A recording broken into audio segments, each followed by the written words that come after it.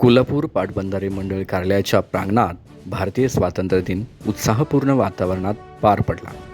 मुख्य ध्वजारोहण कोल्हापूर पाटबंधारे मंडळाचे अधीक्षक अभियंता श्री अभिजित मेत्रे यांच्या हस्ते करण्यात आले.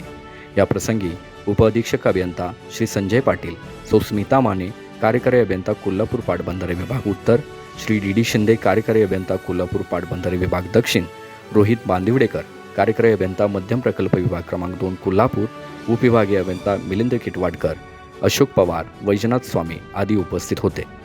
ध्वजारोहणानंतर वरील सर्व अभियंत्यांच्या हस्ते कार्यालयाच्या प्रांगणात वृक्षारोपण करण्यात आले. हरित भारत सुंदर भविष्य या संकल्पनेखाली कार्यालयाच्या आवारात उपलब्ध नैसर्गिक वनस्पतींच्या संवर्धनातून भारताच्या भूभागाचा नकाशा साकारण्यात आला होता. कार्यकारी अभियंता स्मिता माने यांच्या प्रमुख मार्गदर्शनाखाली विभागीय भांडारपाल श्री संतराम गायकवाड यांच्या मूळ संकल्पनेतून अमोल चौगुले, जयदीप कांबळे व प्रवीण धुमाळे, राज आकेवाटे यांच्या अथक परिश्रमातून तांत्रिकदृष्ट्या सदर कलाकृती साकारण्यात आली.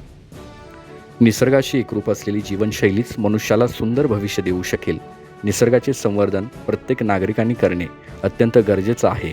हा संदेश देण्यासाठी कार्यालयाच्या आजूबाजूला उपलब्ध असलेल्या जागेवर नैसर्गिक वनसंवर्धन करून भारताच्या भूभागाचा नकाशा साकारण्यात आला होता. विशिष्ट उंचीवरून व अंदाजे अंशातून सदरचे रेखाटन करण्यात आले होते.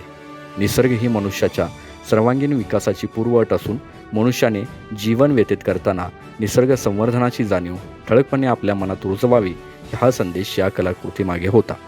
सदर कलाकृती पाहण्यासाठी पाटबंधारे कर्मचारी यांच्यात उत्साह ओसंडून वाहत होता. कार्यक्रमाचे नियोजन इमारत शाखेतर्फे राबवण्यात आले.